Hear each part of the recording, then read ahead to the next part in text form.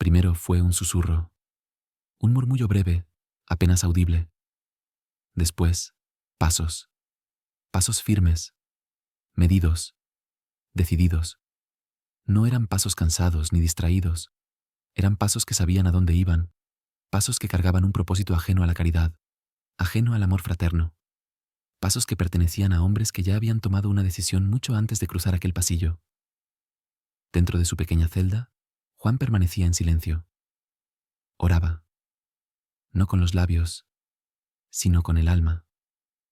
Su oración no era una súplica, era un abandono, una entrega callada al misterio.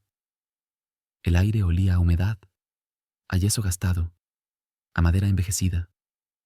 El silencio era tan profundo que podía escucharse el latido sereno de su corazón, un latido que estaba a punto de enfrentarse al dolor. De pronto, la puerta se abrió de golpe. El estrépito retumbó como un trueno contenido en un espacio demasiado pequeño. La madera golpeó la pared y el sonido se mezcló con su respiración, ahora más agitada. Una luz débil, vacilante, se filtró desde el pasillo. La llama de un candil temblaba como si dudara de lo que estaba por presenciar. Pero las manos que la sostenían no temblaban en absoluto. La luz iluminó sus ojos, su desconcierto, su sorpresa. Juan levantó la mirada y los vio. Figuras encapuchadas, rostros duros, miradas que evitaban la suya, no por vergüenza, sino por decisión. Manos que lo sujetaron sin violencia, pero sin compasión. Manos que no temblaban, manos que obedecían una orden que ninguno se atrevía a cuestionar. No lo miraban como hermano, lo miraban como un estorbo, como un problema, como alguien que debía ser silenciado. No eran soldados, no eran hombres extraños, eran miembros de su propia orden, hombres que habían compartido pan y mesa, horas de silencio y plegaria, el mismo claustro, el mismo Dios, y sin embargo, ahora estaban del otro lado del corazón. Nadie explicó nada, nadie pronunció una acusación, solo silencio, un silencio duro, cortante, irremediable, el tipo de silencio que deja heridas más profundas que las palabras. Lo hicieron ponerse de pie. Su hábito rozó el suelo frío. El viento nocturno se colaba por las ranuras de piedra y se deslizaba sobre su piel como un cuchillo helado. Cada paso resonaba en las losas del corredor. Cada paso lo alejaba del mundo que conocía. El corazón golpeaba su pecho, pero no por miedo a morir. La muerte no lo asustaba. La conocía como quien conoce una puerta que un día deberá cruzar. Lo que dolía no estaba afuera, estaba dentro. Era la herida más profunda que puede sentir un hombre. Ser herido por manos que rezan a su lado, por voces que pronuncian el mismo nombre de Dios, por corazones que un día prometieron caminar junto al suyo. Y en ese instante comprendió una verdad amarga. El dolor más grande no lo infligen los enemigos, sino los amigos cuando dejan de serlo. Lo condujeron por corredores estrechos y oscuros. Las sombras parecían alargarse y deslizarse junto a ellos, como si las paredes mismas fueran testigos de la injusticia. Nadie lo miraba directamente. Nadie decía su nombre. Era como si ya lo hubieran borrado antes de encerrarlo. Finalmente se detuvieron. Abrieron una puerta baja, pesada, húmeda. El metal chirrió como un lamento antiguo, y allí estaba el lugar que habían preparado para él. Un cuarto minúsculo, un espacio tan estrecho que apenas podía moverse. Las paredes estaban cubiertas de humedad. El suelo era duro y helado. El aire olía a encierro, a polvo viejo, a abandono. Las paredes eran ásperas, frías como piedra de sepultura. No había ventana, no había luz, no había consuelo, solo oscuridad, solo un rincón, solo vacío. El sonido del cerrojo cayendo fue como un golpe seco en el alma. Un sonido definitivo, un sonido que decía, ya no perteneces. Luego vino el silencio, un silencio espeso, inmenso, abrumador. Un silencio que parecía tener peso propio y se posaba sobre su espíritu como una noche interminable. Se arrodilló lentamente, apoyó la frente contra la pared fría y respiró. No lloró, no gritó, no pidió explicación. Sabía que la noche había comenzado. Una noche sin estrellas, sin tiempo, sin respuestas. Una noche en la que todo parecía perdido. Y sin embargo, algo estaba naciendo en lo profundo. Porque aunque nadie lo sabía, esa noche no quebraría su espíritu. No apagaría la luz que ardía dentro de él. Esa noche lo conduciría, lenta, dolorosa, inevitablemente, hacia un lugar del alma donde solo llegan los que han sido despojados de todo. Una noche donde el dolor se convertiría en maestro, donde el silencio hablaría, donde el abandono humano abriría el camino, para descubrir que Dios, en apariencia distante, estaba más cerca que nunca. Primero fue un susurro, un murmullo breve, apenas audible. Después, pasos, pasos firmes, medidos, decididos. No eran pasos cansados ni distraídos, eran pasos que sabían a dónde iban, pasos que cargaban un propósito ajeno a la caridad, ajeno al amor fraterno, pasos que pertenecían a hombres que ya habían tomado una decisión mucho antes de cruzar aquel pasillo. Dentro de su pequeña celda, Juan permanecía en silencio. Oraba, no con los labios, sino con el alma. Su oración no era una súplica, era un abandono, una entrega callada al misterio. El aire olía a humedad, a yeso gastado, a madera envejecida. El silencio era tan profundo que podía escucharse el latido sereno de su corazón, un latido que estaba a punto de enfrentarse al dolor. De pronto, la puerta se abrió de golpe. El estrépito retumbó como un trueno contenido en un espacio demasiado pequeño. La madera golpeó la pared y el sonido se mezcló con su respiración, ahora más agitada. Una luz débil, vacilante, se filtró desde el pasillo. La llama de un candil temblaba como si dudara de lo que estaba por presenciar. Pero las manos que la sostenían no temblaban en absoluto. La luz iluminó sus ojos, su desconcierto, su sorpresa. Juan levantó la mirada y los vio. Figuras encapuchadas, rostros duros, miradas que evitaban la suya, no por vergüenza, sino por decisión. Manos que lo sujetaron sin violencia, pero sin compasión. Manos que no temblaban, manos que obedecían una orden que ninguno se atrevía a cuestionar. No lo miraban como hermano, lo miraban como un estorbo, como un problema, como alguien que debía ser silenciado. No eran soldados, no eran hombres extraños, eran miembros de su propia orden, hombres que habían compartido pan y mesa, horas de silencio y plegaria, el mismo claustro, el mismo Dios, y sin embargo, ahora estaban del otro lado del corazón. Nadie explicó nada, nadie pronunció una acusación, solo silencio, un silencio duro, cortante, irremediable, el tipo de silencio que deja heridas más profundas que las palabras. Lo hicieron ponerse de pie. Su hábito rozó el suelo frío. El viento nocturno se colaba por las ranuras de piedra y se deslizaba sobre su piel como un cuchillo helado. Cada paso resonaba en las losas del corredor. Cada paso lo alejaba del mundo que conocía. El corazón golpeaba su pecho, pero no por miedo a morir. La muerte no lo asustaba. La conocía como quien conoce una puerta que un día deberá cruzar. Lo que dolía no estaba afuera, estaba dentro. Era la herida más profunda que puede sentir un hombre. Ser herido por manos que rezan a su lado, por voces que pronuncian el mismo nombre de Dios, por corazones que un día prometieron caminar junto al suyo. Y en ese instante comprendió una verdad amarga. El dolor más grande no lo infligen los enemigos, sino los amigos cuando dejan de serlo. Lo condujeron por corredores estrechos y oscuros. Las sombras parecían alargarse y deslizarse junto a ellos, como si las paredes mismas fueran testigos de la injusticia. Nadie lo miraba directamente. Nadie decía su nombre. Era como si ya lo hubieran borrado antes de encerrarlo. Finalmente se detuvieron. Abrieron una puerta baja, pesada, húmeda.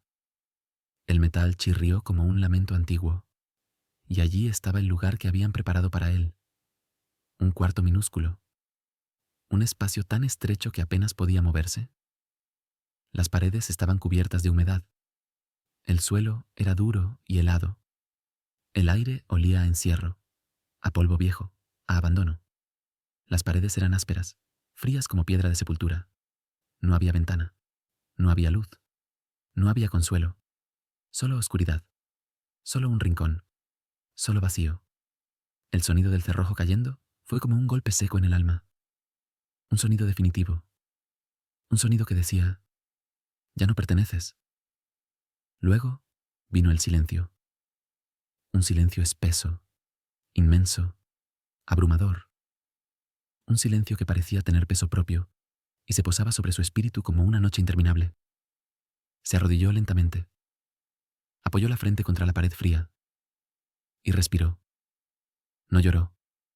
No gritó. No pidió explicación. Sabía que la noche había comenzado. Una noche sin estrellas, sin tiempo, sin respuestas. Una noche en la que todo parecía perdido. Y sin embargo, algo estaba naciendo en lo profundo. Porque aunque nadie lo sabía, esa noche no quebraría su espíritu. No apagaría la luz que ardía dentro de él. Esa noche lo conduciría, lenta, dolorosa, inevitablemente, hacia un lugar del alma donde solo llegan los que han sido despojados de todo. Una noche donde el dolor se convertiría en maestro, donde el silencio hablaría, donde el abandono humano abriría el camino, para descubrir que Dios, en apariencia distante, estaba más cerca que nunca, mucho antes de aquella prisión, antes del golpe del cerrojo, antes de la oscuridad de la celda. El sufrimiento ya había tocado a su puerta, porque la historia de Juan no comenzó entre muros de convento, sino bajo el techo humilde de una familia herida por la pobreza. Su vida nació marcada por una elección de amor, una elección valiente, pero costosa. Su padre provenía de una familia acomodada, con apellido, con posición, con un camino asegurado ante los ojos del mundo. Pero un día, el corazón habló más fuerte que la conveniencia. Se enamoró de una mujer sencilla, sin bienes, sin títulos, sin privilegios que sostuvieran su nombre ante la sociedad, y eligió amarla, eligió caminar con ella, eligió perderlo todo, por no perderla a ella. Aquello que en el cielo fue virtud, en la tierra fue desprecio. La familia lo rechazó. Se cerraron puertas, se apagaron promesas. Riqueza, prestigio, futuro, todo se desvaneció como humo llevado por el viento. Y así comenzó la infancia de Juan. No bajo el brillo de un apellido, sino bajo la sombra firme y silenciosa de la pobreza. Cuando su padre murió, la herida se abrió aún más profunda. La pobreza dejó de ser amenaza y se convirtió en huésped permanente del hogar. Su madre, mujer fuerte y silenciosa, luchaba con lo poco que tenía. Vendía, cosía, pedía trabajo donde fuera posible. Con manos gastadas, sostenía la esperanza. Pero la miseria no conoce compasión. Hubo días sin pan, noches sin fuego, inviernos sin abrigo. Uno de sus hermanos no resistió, y la muerte se sentó en la mesa como un visitante inevitable. En aquella casa pequeña, el dolor no gritaba. Aprendió a hablar en silencio. Juan comprendió muy pronto que el sufrimiento no siempre se anuncia con llanto. A veces vive en miradas bajas, en la quietud de un plato vacío, en zapatos remendados una y otra vez. Aprendió que el frío de la pobreza no viene solo del clima, sino de la sensación de no pertenecer a ningún lugar. Y, sin embargo, dentro de ese niño frágil, rodeado de carencias, algo diferente comenzó a florecer. No resentimiento, no dureza, no rabia contra el mundo, sino dulzura, sensibilidad, compasión hacia el dolor ajeno. Mientras otros niños se endurecían para sobrevivir, él desarrollaba una mirada capaz de descubrir belleza donde otros solo veían miseria. El dolor no lo cerró, lo abrió. La carencia no lo volvió hostil, lo volvió humano. Era como si, en secreto, Dios estuviera forjando su alma, moldeándola en la fragilidad, puliéndola en la renuncia. Con el tiempo, la necesidad lo llevó a Medina del Campo. Allí, encontró trabajo en un hospital humilde, un lugar donde llegaban los que ya no tenían a dónde ir, los pobres sin nombre, los olvidados por la sociedad, los enfermos que cargaban heridas en el cuerpo y en el alma. Y allí, Juan servía. No solo trabajaba, amaba. Tomaba manos frías como si fueran reliquias sagradas. Acomodaba cuerpos fatigados con paciencia. Limpia heridas que otros no querían tocar. Acompañaba a los que morían y cerraba sus ojos con ternura, como quien despide a un hermano. Sus pasos eran suaves, sus palabras pocas, pero llenas de consuelo. No juzgaba, no preguntaba, solo permanecía junto al que sufría. Y en ese simple estar se convertía en alivio, porque comprendió que la mayor pobreza no siempre es el hambre, sino la soledad. Quien lo observaba entendía algo que pocos comprenden, que servir a los pequeños no es humillación, es un camino hacia lo sagrado. Y sin saberlo, aquel joven que caminaba entre enfermos y moribundos estaba siendo preparado para algo más profundo. La pobreza le enseñó a vivir sin apoyos. La pérdida le enseñó a no aferrarse a nada. El dolor le enseñó a mirar con misericordia. Todo aquello que un día encontraría dentro de la prisión ya había comenzado aquí, mucho antes, en la escuela silenciosa de la vida, en su infancia frágil, en esa sombra dura y dulce llamada pobreza. Y así, cuando la puerta del cautiverio se cerró tras él, no fue la primera vez que conocía la oscuridad. Ya había aprendido, desde niño, que el sufrimiento puede convertirse en camino y que del dolor más profundo puede nacer una luz que nadie puede apagar. El tiempo pasó y aquel niño marcado por la pobreza, la fragilidad y la compasión se fue transformando lentamente en un joven silencioso, introspectivo, con una mirada profunda, capaz de ver más allá de lo visible. La vida lo había formado en el dolor, en la carencia, en la sensibilidad hacia el sufrimiento ajeno. Pero había algo más, algo que no provenía de la tierra. En su interior habitaba una búsqueda, una pregunta que ardía sin palabras, como una llama oculta que nunca se apagaba. ¿Para qué he venido al mundo? No buscaba honores, no buscaba prestigio, no buscaba aplausos. Su corazón no deseaba reconocimiento, deseaba sentido. Y ese sentido tenía un nombre: Dios. Lo buscaba como quien busca el aire, como quien necesita agua en medio del desierto. Rezaba con intensidad, no por obligación, sino por necesidad interior. Y el mundo, con sus promesas de éxito y seguridad, le parecía pequeño, estrecho, insuficiente.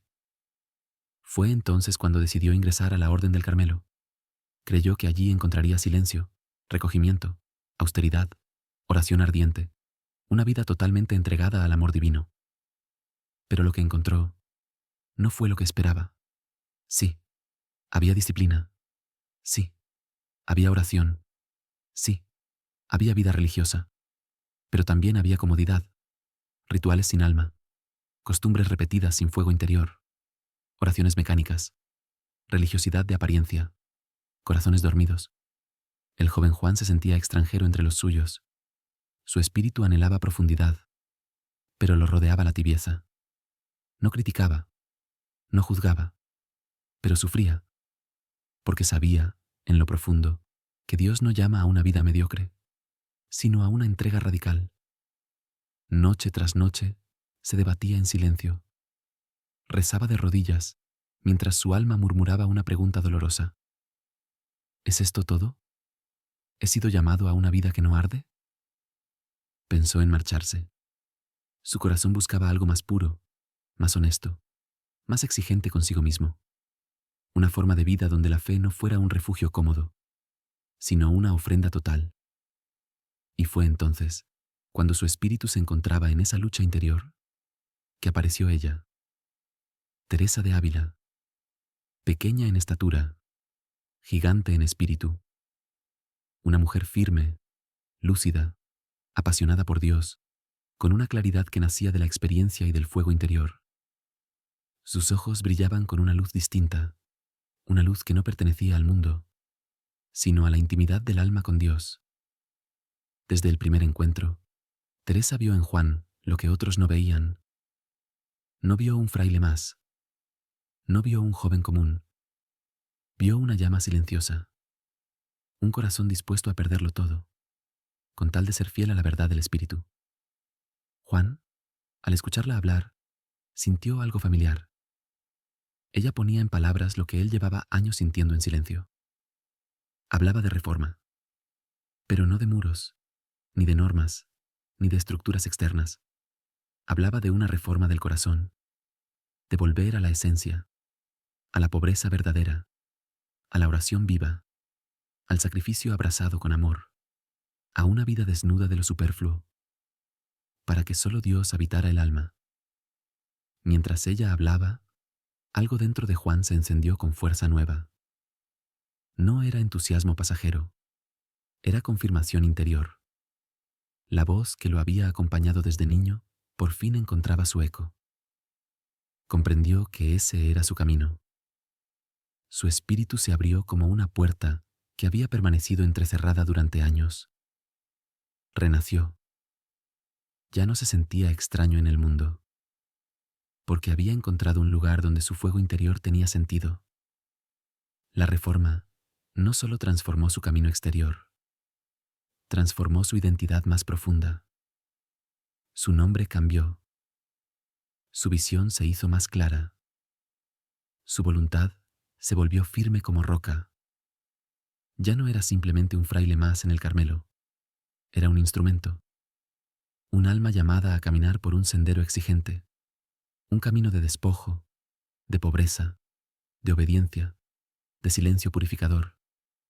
Un camino sin seguridades humanas, pero lleno de propósito espiritual. Desde ese instante, su misión comenzó. Porque cuando un corazón humano se entrega por completo a Dios, cuando renuncia a apoyos, elogios y seguridades, cuando acepta vivir en fidelidad profunda, ese corazón se convierte en luz. Y toda luz que ilumina también despierta sombras.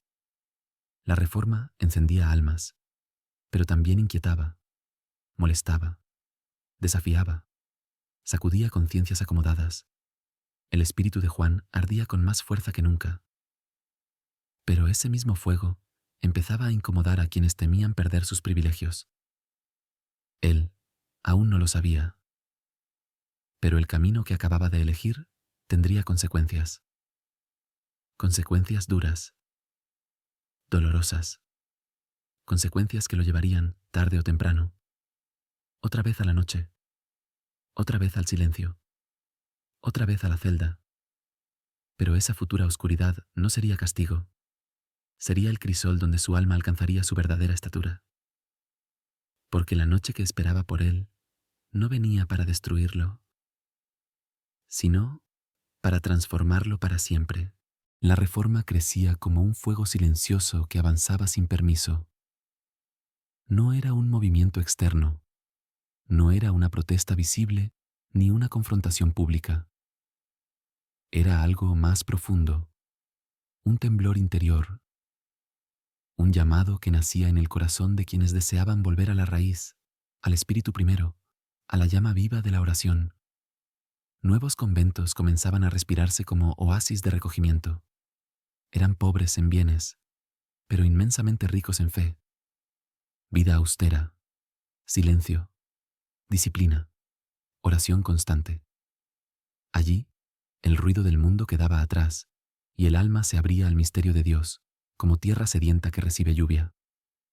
Hombres y mujeres empezaban a transformarse desde dentro. Algunos redescubrían la humildad, otros recuperaban la alegría del sacrificio. Muchos volvían a sentir la presencia divina como un fuego ardiente en el centro del pecho. Pero esa renovación interior inquietaba, porque allí donde la fe despierta, las estructuras que viven de la costumbre tiemblan. Los antiguos muros del Carmelo crujían bajo el peso de una verdad incómoda.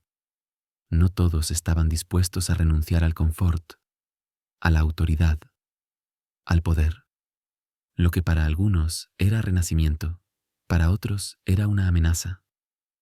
Había quienes veían en la Reforma un espejo peligroso, un espejo que revelaba tibieza, pereza espiritual, apego al mundo. Y a muchos no les gustaba mirarse. Entonces comenzaron las murmuraciones. Su nombre viajaba de boca en boca, entre pasillos sombríos, en reuniones a puerta cerrada. Exagerado, fanático, orgulloso. Un soñador imprudente que quiere desordenarlo todo. No atacaban su enseñanza, atacaban su vida, porque su ejemplo exigía coherencia, porque su austeridad cuestionaba privilegios, porque su fe encendía conciencias dormidas. Las tensiones se hicieron cada vez más visibles. Las miradas frías se transformaron en indiferencia cruel, la indiferencia en desprecio, el desprecio en hostilidad abierta. Se respiraba un clima tenso, quebradizo, como una cuerda a punto de romperse. Y Juan lo presentía. Sabía que todo auténtico cambio tarde o temprano despierta resistencia. Sabía que seguir la verdad tiene precio. Hasta que, una noche, la sospecha se convirtió en acción. La puerta se cerró detrás de él. El eco del cerrojo marcó el fin de su libertad. No hubo defensa. No hubo explicación. No hubo justicia. Solo un juicio secreto, dictado no por la verdad, sino por el miedo y el orgullo. Lo humillaron públicamente. Lo expusieron para quebrar su espíritu. Quisieron hacerlo dudar de su vocación, arrancarle la esperanza, doblar su alma. Pero su silencio era más fuerte que cualquier palabra, porque el silencio de un justo tiene una fuerza que el mundo no entiende. Entonces lo enviaron lejos.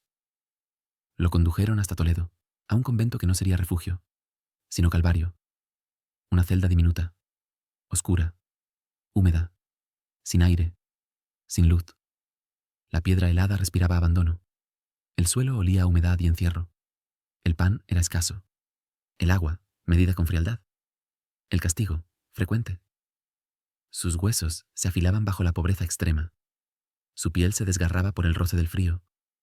Su cuerpo se debilitaba. Pero su espíritu no se rendía. Los golpes no venían solo de látigos, sino de desprecio, de burla, de olvido. Y, sin embargo, algo comenzó a nacer en su interior.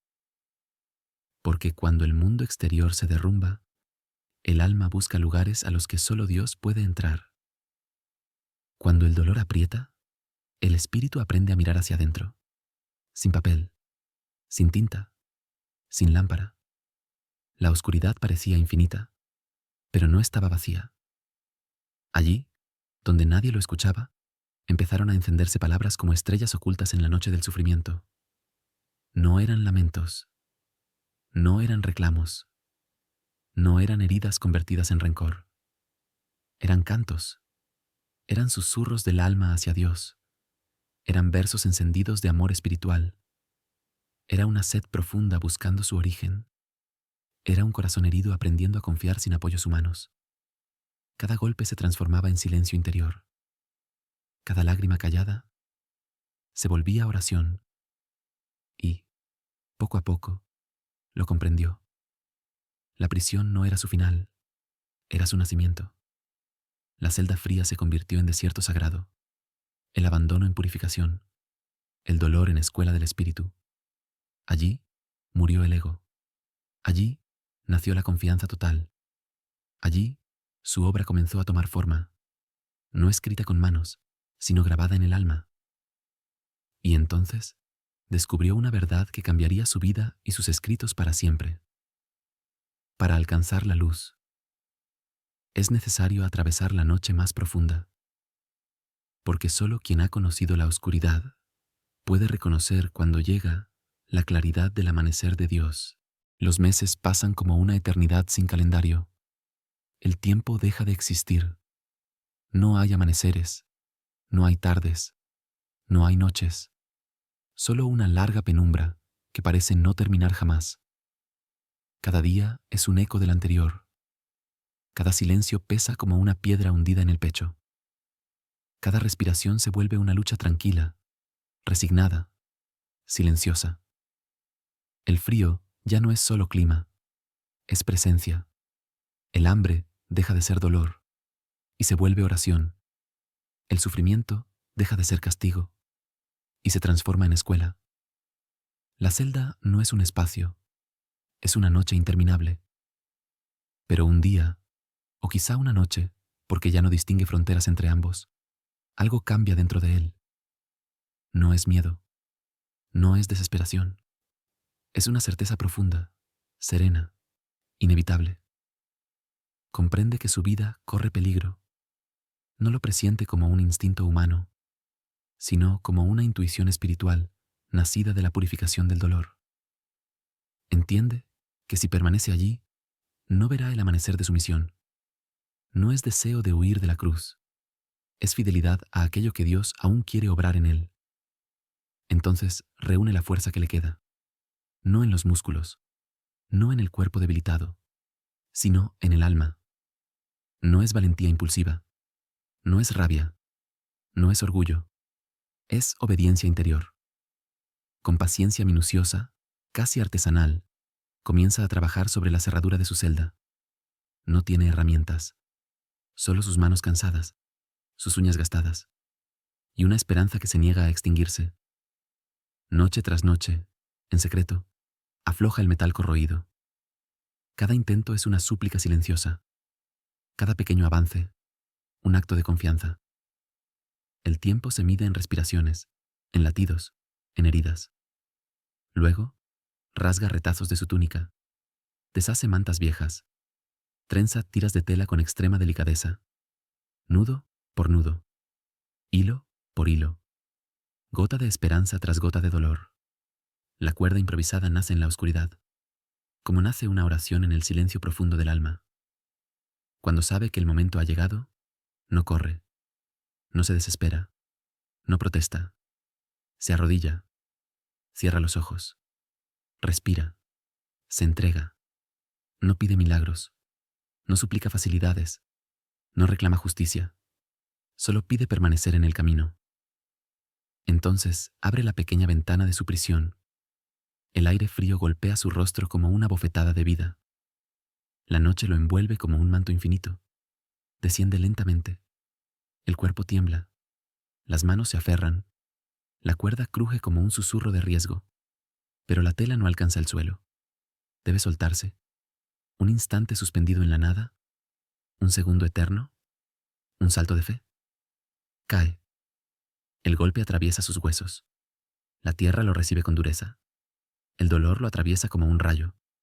Pero el aire de libertad es más fuerte que la herida. Se levanta con esfuerzo. Cojea. Respira con dificultad. Y avanza. Camina escondiéndose entre sombras, como quien atraviesa un sueño frágil y silencioso. Los muros del convento se alzan detrás de él como gigantes inmóviles. Cada esquina es amenaza. Cada ruido parece sentencia. Pero la noche lo protege. El cielo está oscuro. No hay luna. Dios está allí, oculto, pero cercano. Entonces, un perro aparece en el camino.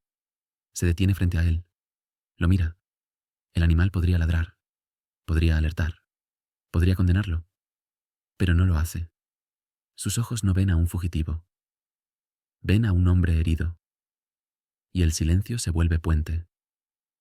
Juan continúa caminando con pasos lentos, apenas visibles, como si el suelo mismo intentara sostenerlo. La ciudad duerme, pero él avanza como un viajero invisible. Tras un tiempo que ya no puede medir, divisa una puerta conocida. Un convento de carmelitas descalzas. Golpea con suavidad. Luego, con un poco más de fuerza. Las monjas abren. Ven un rostro agotado, un cuerpo débil, unos ojos encendidos de fe y sufrimiento. Lo reconocen y no hacen preguntas. No dudan, no temen. Lo reciben, lo esconden, lo curan. Lavan sus heridas con manos compasivas. Lo cubren con mantas limpias. Le ofrecen pan y descanso. Y, por primera vez en mucho tiempo, su cuerpo descansa y su alma respira. Esa noche, la oscuridad deja de ser prisión y se convierte en resurrección. Juan ha sobrevivido, pero no es el mismo hombre que entró a la celda. Ha cruzado la frontera invisible entre el dolor que destruye y el dolor que transforma. La noche ya no es enemiga, ahora es maestra, porque comprendió que, en lo más profundo del sufrimiento, no estaba abandonado. Estaba siendo preparado para una obra aún más grande. La celda fría se convirtió en desierto sagrado, el abandono en purificación, el dolor en escuela del espíritu. Allí murió el ego. Allí nació la confianza total. Allí su obra comenzó a tomar forma, no escrita con manos, sino grabada en el alma. Y entonces descubrió una verdad que cambiaría su vida y sus escritos para siempre. Para alcanzar la luz, es necesario atravesar la noche más profunda, porque solo quien ha conocido la oscuridad puede reconocer, cuando llega, la claridad del amanecer de Dios. Mientras su cuerpo sana lentamente, su alma brilla con una claridad nueva. Las heridas exteriores cicatrizan despacio, como hojas que se cierran después de una tormenta. Pero dentro de él ocurre algo más hondo, más misterioso, más luminoso. La noche del cautiverio no lo ha quebrado, lo ha purificado. Aquella oscuridad que parecía derrota se ha convertido en fuego interior, en silencio habitado, en fuente de sabiduría que ya no pertenece solo a él, sino al mundo entero. Los días de quietud en el convento donde lo acogen se transforman en tiempo de contemplación profunda. Las monjas lo observan caminar lentamente por los claustros, con pasos suaves, mirada recogida, rostro sereno. Parece un hombre que ha vuelto de un lugar donde muy pocos se atreven a entrar. No vive solo en el mundo exterior. Habita también en una profundidad secreta, un santuario interior que el sufrimiento abrió en su alma. Y allí, en ese espacio de calma, comienza a brotar lo que llevaba gestándose en silencio desde la prisión. Lo que antes ardía como intuición, ahora se vuelve palabra. Lo que nació entre lágrimas, ahora se convierte en luz. Entonces, comienza a escribir. Pero sus escritos no nacen de la teoría, ni de la curiosidad intelectual, ni del deseo de ser admirado. Surgen de la experiencia viva, del dolor atravesado, del encuentro con Dios en la noche más dura. Cada frase lleva el eco de una celda oscura. Cada imagen conserva el olor a humedad, el frío de las piedras, la soledad de las horas interminables, donde el alma aprendió a confiar sin ver. Sus obras no son solo poesía, son mapas del alma, puentes entre el sufrimiento y la gracia, llamados al silencio interior, guías para quienes se atreven a caminar hacia lo más profundo de sí mismos. Describe el desprendimiento del corazón, la purificación de los afectos, la renuncia a los falsos consuelos que esclavizan al espíritu. Habla del silencio, no como ausencia, sino como plenitud, del despojo, no como pérdida, sino como libertad, del dolor, no como castigo, sino como camino de transformación interior. Sus palabras son firmes, pero no duras. cortan, pero sanan, sacuden, pero al mismo tiempo abrazan. Quien lo escucha comprende que no habla como un maestro orgulloso, ni como un teórico de la espiritualidad. Habla como alguien que ha caminado por la noche, que ha sentido el peso del abandono, y que, aún así, ha encontrado luz en el abismo. Por eso muchos lo buscan: religiosos inquietos, mujeres de oración, hombres sencillos, almas heridas que atraviesan sus propias sombras interiores. Se acercan a él porque su voz no juzga, no aplasta, no impone. Su voz ilumina. Habla con serenidad, con un tono calmo, como si cada frase naciera de la oración misma. A veces guarda silencio antes de responder, porque no habla desde la prisa, sino desde la profundidad.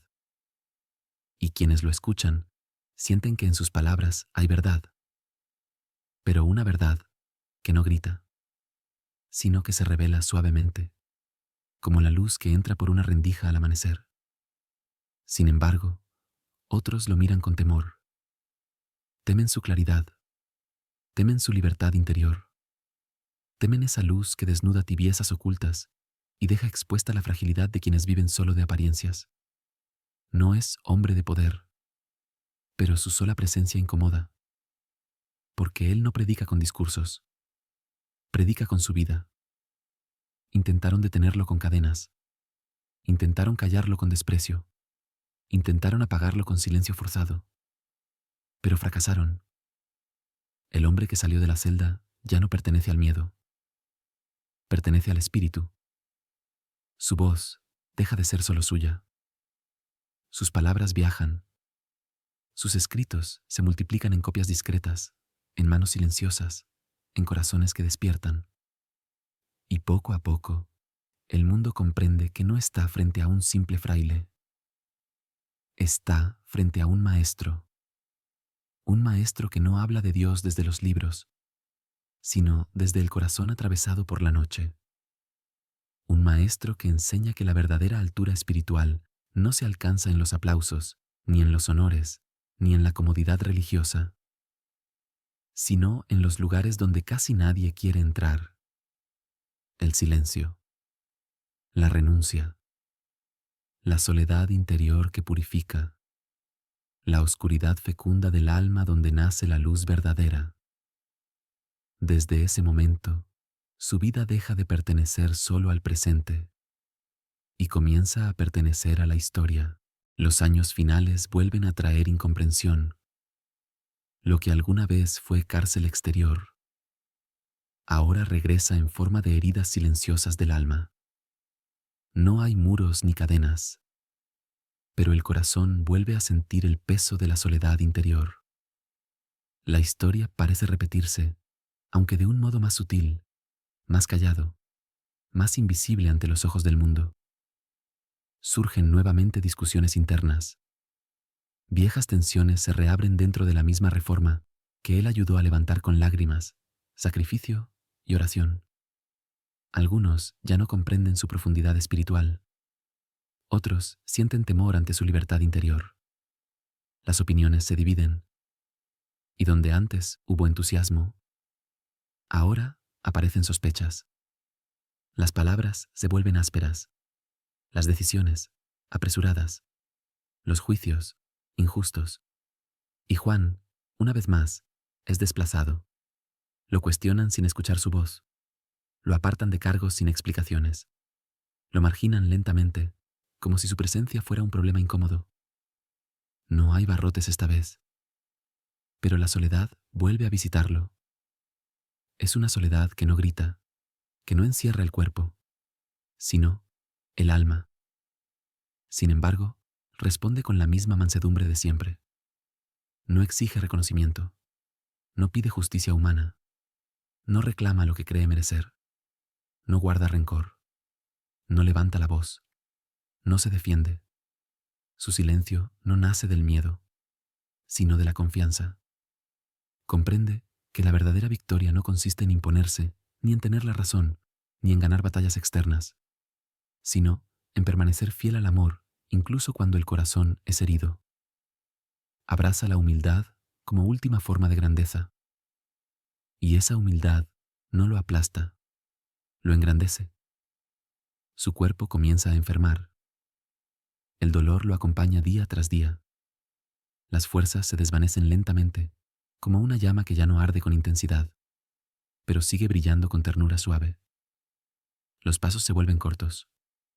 Las noches, más largas. El cansancio, más profundo. Pero su alma permanece serena.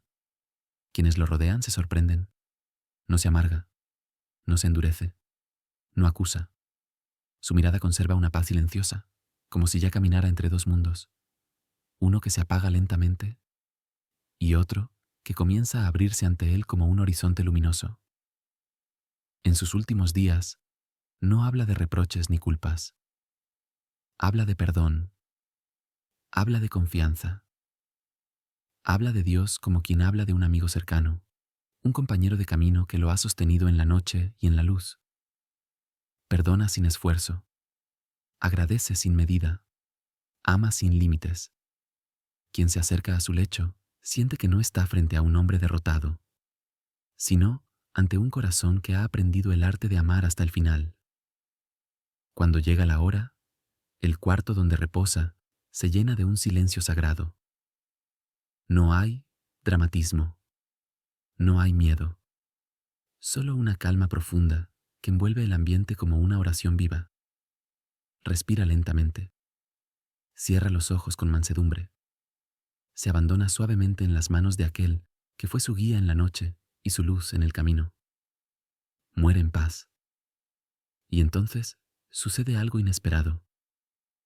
Quienes lo habían rechazado, quienes lo juzgaron, quienes lo miraron con sospecha, lloran al verlo partir.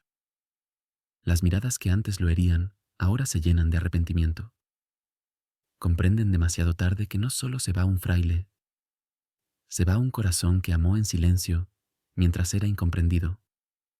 Su rostro permanece sereno, como quien regresa finalmente al hogar después de una larga travesía hecha de dolor, fidelidad y esperanza. No hay rastro de amargura, no hay sombra de resentimiento, solo paz. El cielo recibe a un hombre que aprendió el misterio más grande de la vida espiritual: amar aun cuando todo alrededor hiere, amar sin ser comprendido, amar sin esperar recompensa. Y en ese amor silencioso, fiel y total, su vida encuentra su victoria más alta. El tiempo pasa, los años se suceden, las generaciones cambian, pero su voz permanece, sus escritos siguen vivos, respiran en cada lector, acompañan a quienes atraviesan los mismos abismos interiores que un día él conoció en silencio. Siguen siendo faro para las almas que sienten que Dios calla, para quienes caminan entre dudas, sequedades, sombras, preguntas que nadie responde y vacíos que parecen no tener fin. Para ellos, sus palabras no son teoría, son compañía. No hablan desde un pedestal, sino desde la experiencia de un corazón que también tembló, que también lloró, que también caminó por la noche sin saber cuándo amanecería. Juan enseña que la noche no es abandono, no es castigo, no es ausencia de Dios. La noche es un camino secreto, una obra silenciosa de amor, un fuego que purifica sin hacer ruido. Es el despojo de aquello que ata, de lo que impide amar con libertad, de las seguridades artificiales en las que el alma se apoya para no confiar plenamente. En la noche, el alma deja de sostenerse en sí misma y aprende poco a poco, a veces entre lágrimas, a sostenerse solo en Dios. Allí, el creyente parece perderlo todo: sus consuelos, sus fuerzas, sus certezas humanas, sus emociones espirituales, sus apoyos interiores. Pero en realidad, no pierde a Dios, pierde aquello que no lo dejaba encontrarlo del todo. Y así, lo que al principio se siente como vacío, se convierte en preparación. como la semilla que desaparece bajo tierra antes de brotar, como el invierno profundo que guarda la promesa de la primavera, como la noche silenciosa que precede al amanecer más luminoso, porque solo quien no huye de la oscuridad puede contemplar la luz más pura. Y cuando llega ese amanecer del espíritu, el alma descubre una verdad que transforma toda su existencia. La unión con Dios no es un consuelo pasajero, no es un sentimiento efímero, no es un instante de emoción. Es una transformación eterna, silenciosa y profunda, en la que el corazón deja de vivir para sí y comienza a vivir en Dios y desde Dios. La noche deja de ser miedo y se convierte en herencia. La herencia de quienes se atrevieron a confiar cuando todo parecía vacío. La herencia de quienes caminaron sin luz, pero sin abandonar el camino. La herencia de aquellos que comprendieron que la verdadera fe no es sentir, sino permanecer. Y así, su enseñanza continúa cruzando siglos, conventos, ciudades y lenguas. Guía a buscadores espirituales, a corazones heridos, a hombres y mujeres que siguen preguntándose, como él un día, ¿por qué Dios parece ocultarse? Y descubren, poco a poco, que el silencio también habla. Porque en la noche, esa noche que asusta, que purifica, que transforma, el alma aprende la lección más alta, que Dios no siempre se muestra, pero nunca se va. Y quien se atreve a atravesar la oscuridad con fidelidad, un día despierta a la luz y comprende que todo el camino, incluso el más doloroso, fue amor.